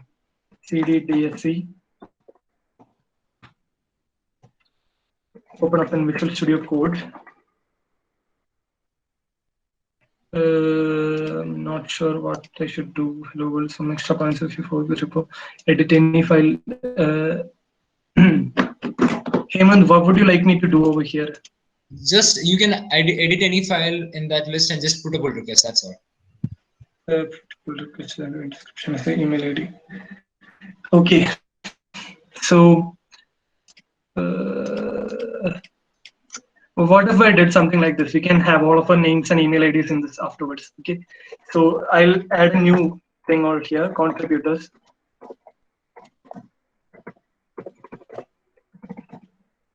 And in order to put a link in a markdown file, what you do is you type in 2 square brackets and type in 2 curly parentheses and open up your GitHub or website or whatever, or Facebook or Twitter or whatever, something that we can use to contact you. Place this here, Dion. Everybody will add their name and link some Facebook, Twitter, Instagram, whatever you like, or GitHub maybe, if you don't want to do all these things. As a list over here. In order to add a list, what you do is you click an enter button and type in this thing. So everyone's commit will be merged by Hemant or whoever is looking after the repo. I'll make this change and I will commit that change. For now, we'll do the master branch itself. It's not that complicated. Remember our convention, we'll type in a capital letter verb, as in adds, as in deletes, as in updates, or like an update. README, you don't actually have to type in README, but for now, I'll with my name. And I save it there. And I will git push. Because it just has a single repo, a single branch, it will push to the same naming branch. So we have a master and a remote has a master, so it pushed to there. And we go ahead and open up, where is that? This thing, go to pull request, new pull request. And if you see our base repository is DSC/Hello World Contest, our branch is master, and our head repository is leongeorge/Hello World Contest, and this thing is called master. And I will add a message, commit message. Okay, I'll create a pull request. So, okay, I'll just type in.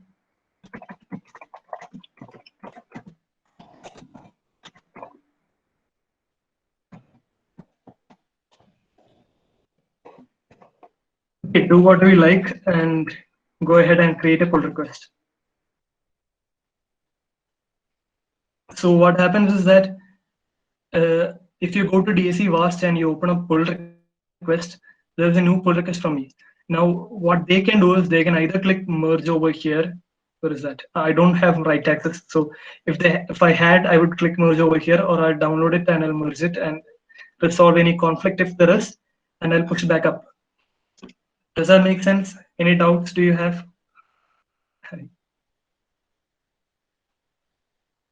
Hemant, is that all, or if that makes sense to you? That's all. Thank you. Thank you so much. So I hope you guys have seen what he did there. So follow those similar steps and make any change in that repository and just add a pull request. I'd like to add one thing. If you go ahead and make any changes in the repository, because these are all paragraphs, I'm just gonna have a hard time with the like merging all these things together. Yeah, that is true. Yeah, if he does it one by one, yeah. So it doesn't matter. Okay, do whatever he says, and so that is that. So I am muting myself and let Hemant take over. Thank you. Okay, thank you so much, Zion. That session was like really good. It showed them a lot of things about the basics of Git and GitHub. So I guess all of them, we were short on time, so we had to go a little fast. But don't worry, the recorded session will be available by tonight on the YouTube channel, so you can watch it at your own pace and follow him and do all these steps and learn Git. So I'll pass it on to Anjana to deliver the vote of thanks.